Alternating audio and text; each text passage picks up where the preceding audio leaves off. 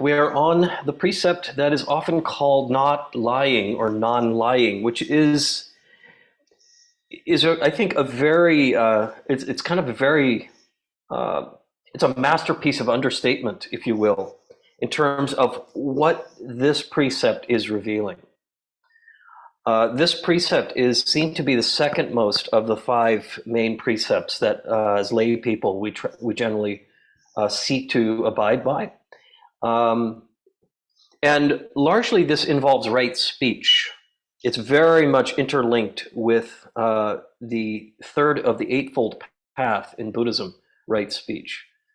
And one of the reasons that this particular precept is seen to be so important is that if one is sort of willing to engage in falsehoods, in lying, in, as the Old Testament, as the Ten Commandments would say, bearing false witness against your neighbor, is very much like this. And the reasons behind it is that breaking this precept is very easy then to lead to unwholesome action. So it's not just about speech, but the link is very deep rooted in terms of motivation. That is, whether it's unwholesome speech or unwholesome action, comes often from the very same place. So that's why this one is seen to be important. And what I'd like to do is we'll practice first tonight, as we did last time, and engage in some meditation practice. And then after that, we'll sort of look at this precept and see how do we understand this precept from two different standpoints. The first one is in everyday life, what we can call conventional reality, or our experience of being engaged in the world on a daily basis. And then the second as a spiritual principle, sort of in what we call ultimate reality. All of these precepts have various dimensions, and it's actually quite interesting to look at this particular one from these two standpoints. So I hope that you'll find this enlightening, instructive. As I've been going through these precepts, I've been uncovering new layers myself as we've been doing this. And so I greatly benefit from sort of circling back around to a lot of the teachings we have on Sunday night and sort of diving even deeper into how they fit into the larger scheme of things from a Dharma standpoint. So, and now we're here in this one called non-lying. These precepts are largely restraints. Yeah, there seem to be abstentions from engaging in certain things. And yet, as much as they point to avoiding certain kinds of conduct, the reason here isn't out of any kind of moral or virtuous kind of good, bad kind of polarity. Yeah. Again, we're here practicing what's called the middle way, or the middle path, which is really more about understanding. It's more about insight into the nature of cause and effect, why we suffer, how what we do impacts others. And it's interesting that the Buddha did not introduce the precepts to his community for the first 12 years of the early Buddhist Sangha. And so these are things that sort of came after over a decade of him teaching. And as I've mentioned before, my feeling here is that these precepts became important because of things that were arising in the early community that needed to be addressed. I think it's helpful to sort of understand the community context of these precepts because, yes, we may want to engage in sort of authenticity and honesty about what is arising in us, just as we did in our practice a moment ago. And when we engage in the world and we're in groups and we're working with other people or trying to live lives and have relationships, for a lot of us, these things can go off the rails very easily. Yeah. And it's not always easy to know, what on earth do I do with this? And so interestingly, this particular precept is really not just about don't lie, because if you do, you'll get punished for it. there is sort of a karmic cause and effect that happens when we engage in conduct that is sort of unskillful and unwholesome, right? There's always a cause and effect here. And so, more than anything, we're wanting to be aware um, of, through mindfulness, what is it that gets in the way of really being able to work with these precepts skillfully? And so, getting to know the truth of your own heart through the precepts is actually, I think, it can be very freeing in many ways. So it's not just, stay on the straight and narrow, but rather use these precepts to get to know the truth of our own heart. The other thing, as I mentioned earlier, is that we can also look at these precepts in many different ways. And Buddhism has so many tools here to bring into these things. The first is to see how does something like right speech, um, how does it play out in conventional, everyday, mundane life? Yeah. And then what does right speech mean from an ultimate point of view, really as a spiritual principle? The other way to look at these are the three ways of finding meaning in teachings, in Dharma teachings overall. And one is external meaning. Then there is internal meaning, or outer meaning, inner meaning, and then hidden meaning, which is the hidden meaning is that sort of subtle wisdom that comes more deeply from the contemplative approach. So anyway, the point to this is that there are these various layers. It's not as simple as just saying don't lie or else, but each precept is its own teaching, is its own text. And as I've been exploring these precepts more deeply in preparation for our Sunday nights, I've been realizing that more and more than I ever did before. So Panchasila is that's the Pali term for precept, or five precepts. It's Panchashila in the Sanskrit. Pancha is five, Shila means ethical conduct. So if these are sort of the five aspects of ethical conduct. And in some cases there are 8, in others there are 10, sometimes there are 18 main precepts and then 49 others. Precepts here cover quite a span, especially if you start looking into the monastic texts, the Vinaya, the code of conduct for monastics. We're starting gently here with these. So this reading from the Anguttara Nikaya that I read earlier had these sort of 5 aspects of wrong speech, what we could call unskillful speech, right? There's lying. There is abstaining from bearing false witness, if you will, or telling stories that aren't true as if they are. There is abstaining from harsh language, from speech that is harmful. There is abstaining from what the translator calls vain talk, or it can also be gossip. It's more commonly, we would understand it better as not gossiping needlessly. Actually, those are 4.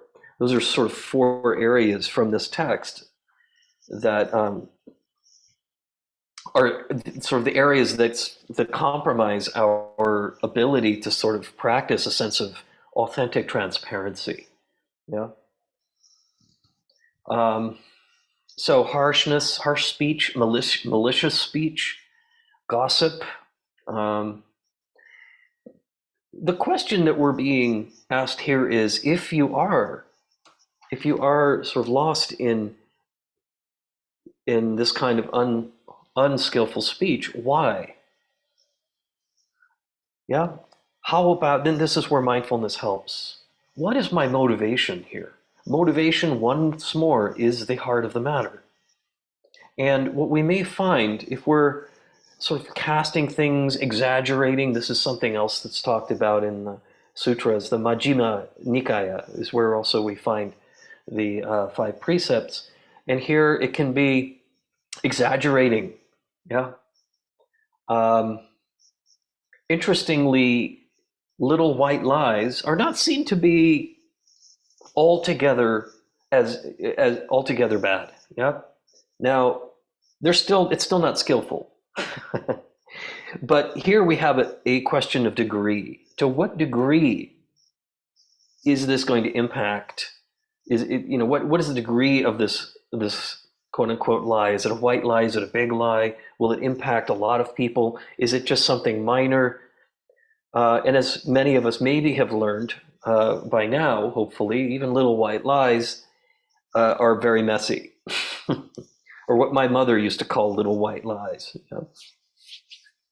And she doesn't need to call them anything anymore because her kids have stopped doing it a long time ago. Anyway, and you can tell her I said that, no problem. uh, so largely the way to practice with this, yeah. So in each of these precepts, there are wholesome qualities we actively seek to cultivate. And here in this particular in this fourth precept, we're looking at cultivating a spirit of seeking truth. So first of all, we have to know what truth is.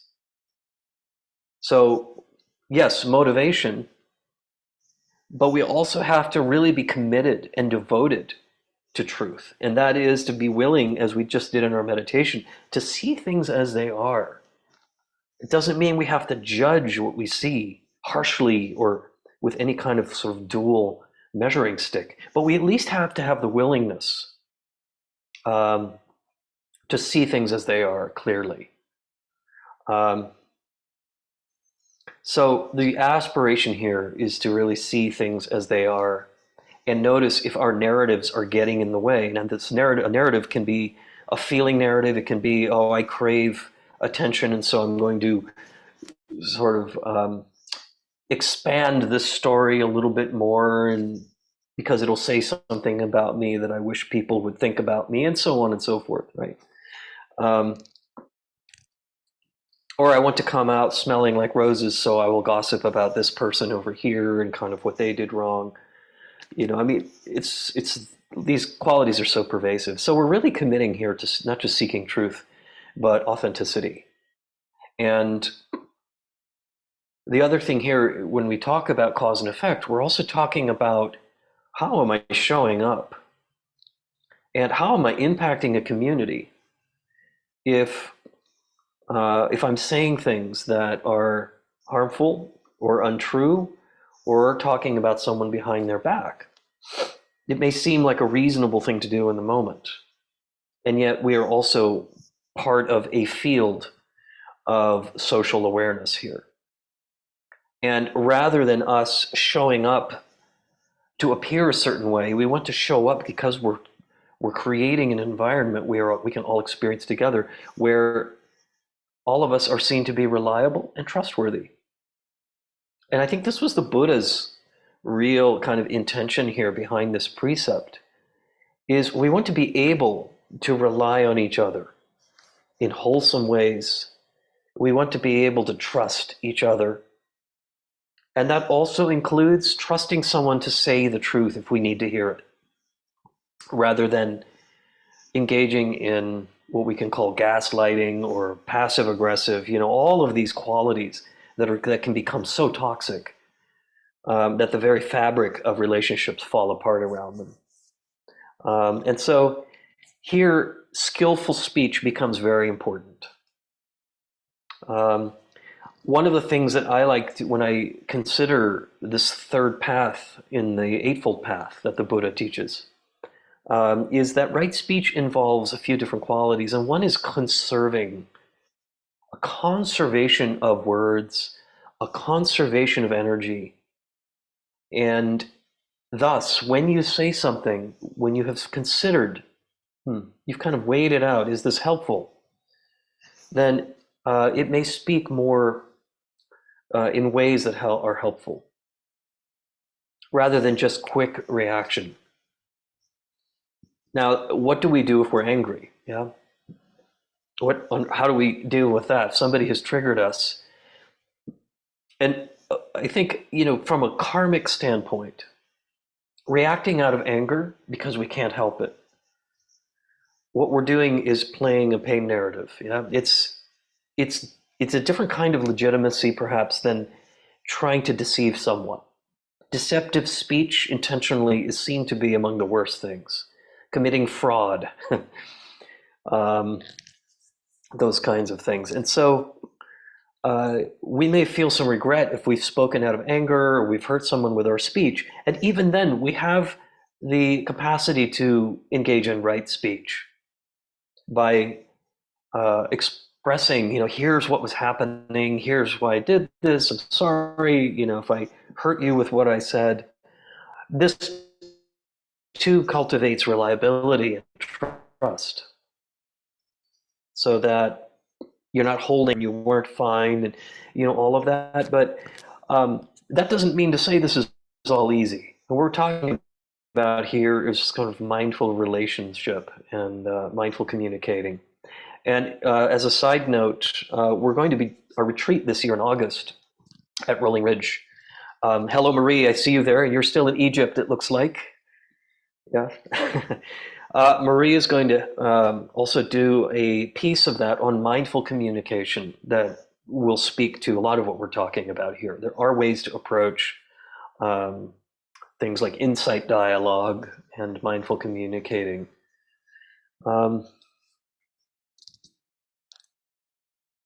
So let's see.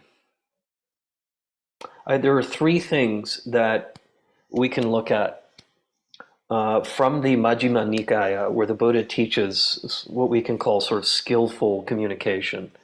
And I've kind of, out of that text, have extracted three terms. One is timing, and he talks about speaking at the right time is helpful.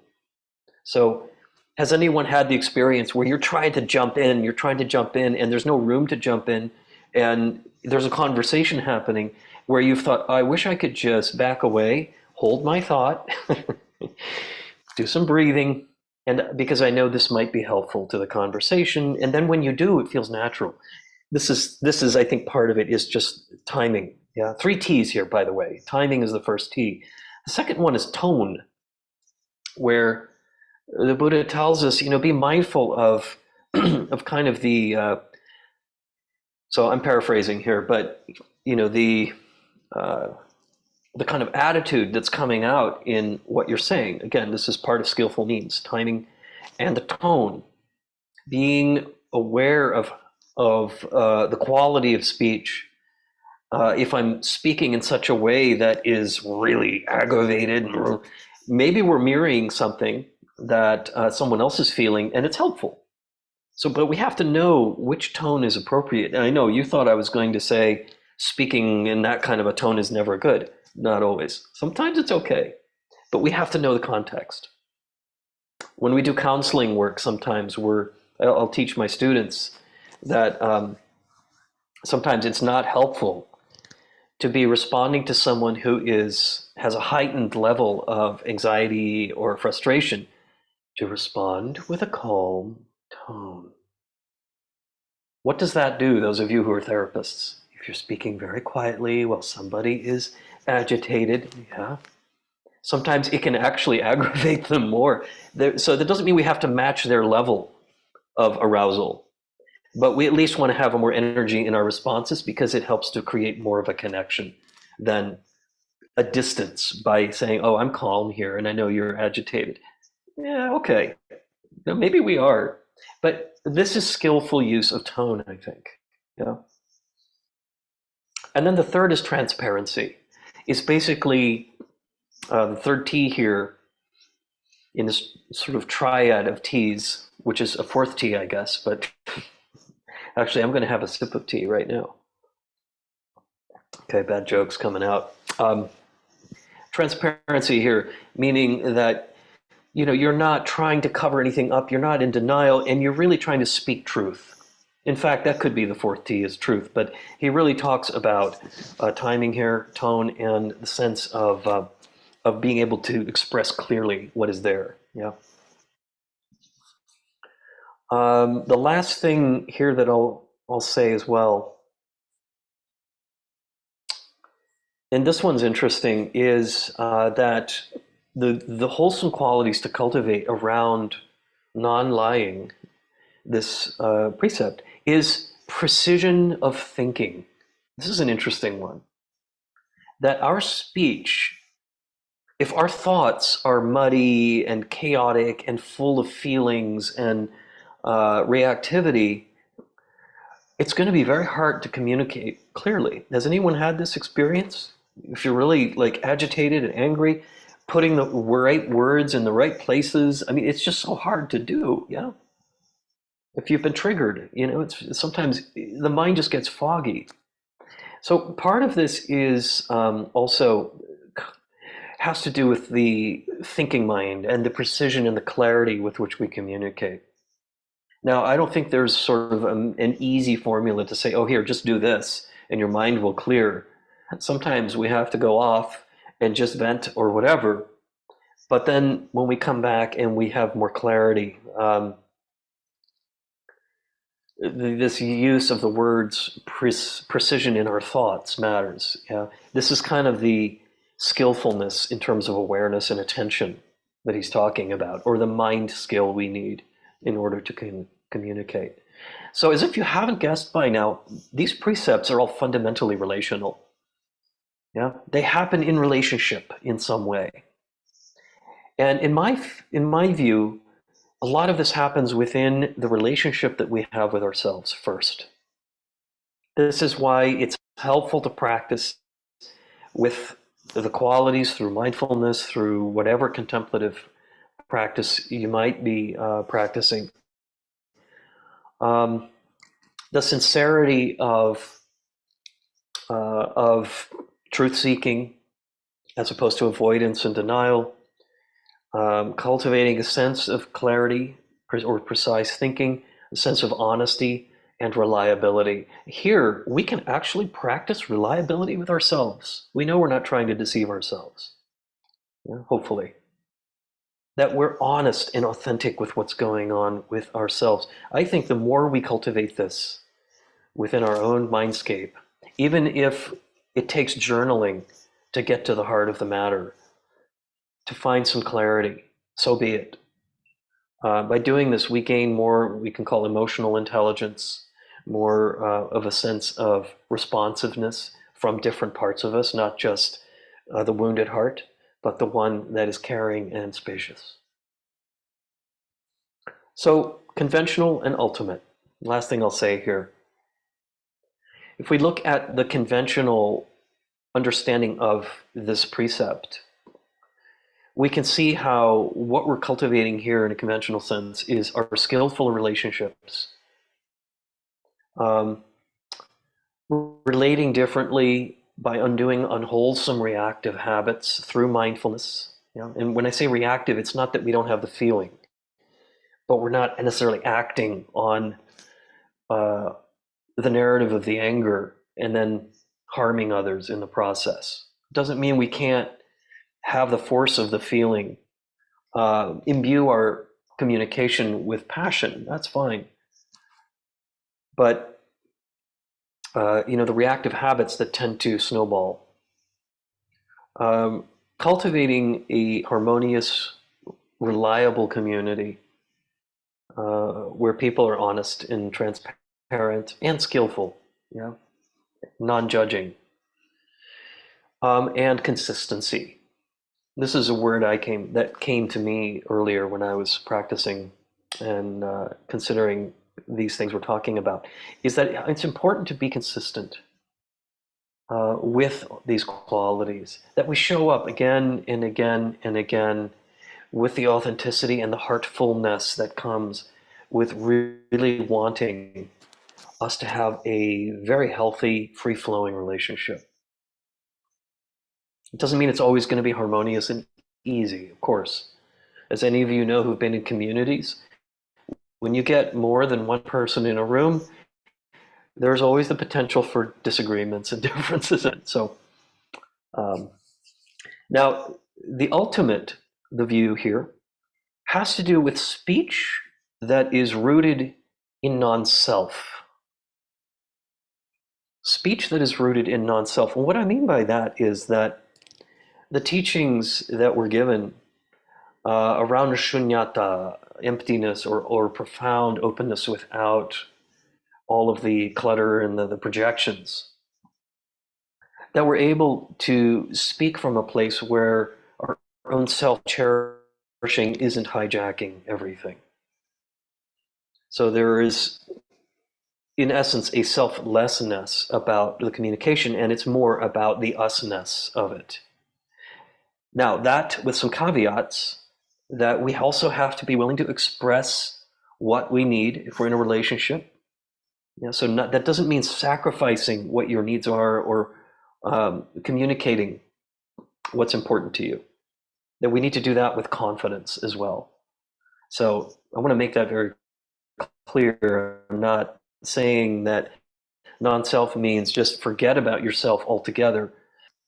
Kind of working with the projections and the concepts and the narratives that are not helpful, but communicating whatever we need to be in a healthy, sort of holistic relationship with another person.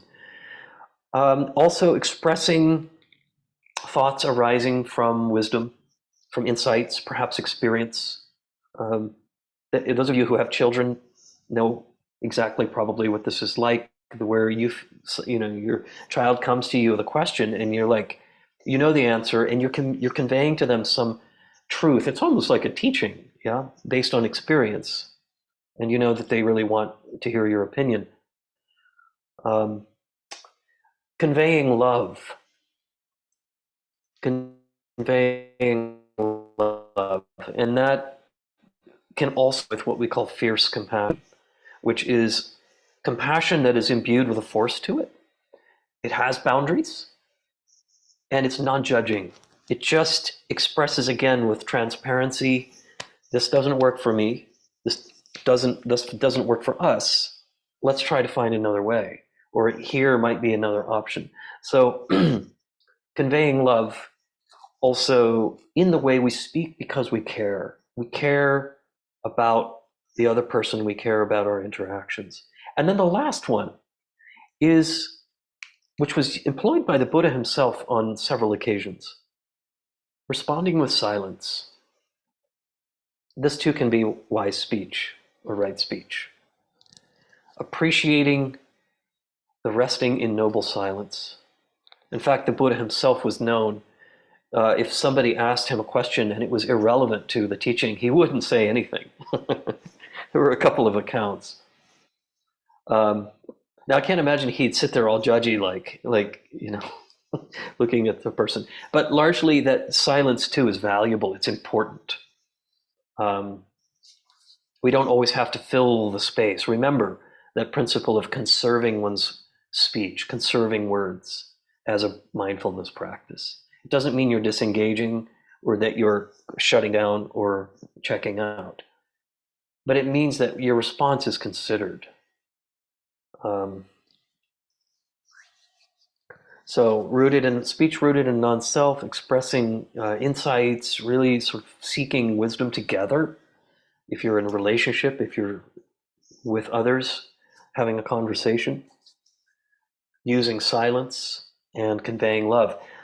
Interestingly, I believe it's in the Midrash of the Jewish tradition, the Torah study, where, and those of you who know, you can correct me if I'm wrong, but one of the practices that's done in debating, one person debating with another, where they're literally arguing the meaning of a particular text, or what God may have meant by certain things, that these debates can be very, very intense. And if the other person has no response, that the person who has just spoken will speak for them. That the endeavor here is to find truth, not to win an argument, not to win anything, but that we both win when we are seeking the truth from the spirit of unity, even though we're having an intense dialogue. I think this is part of right speech. I've always been inspired by that model, that you take the other side. That speaks to the middle way. between us, and that this project, this endeavor, this understanding we're seeking is mutual. So perhaps that is a good place to end here, on just talking a bit about why non-lying matters, yeah, and why authenticity and transparency and truth, we can get so much better at it if we stay with this, with the devotion to these precepts, and know why they're helpful. Know that they're conveying a spiritual principle and not just telling us, don't do this. That's why it's important. Yeah.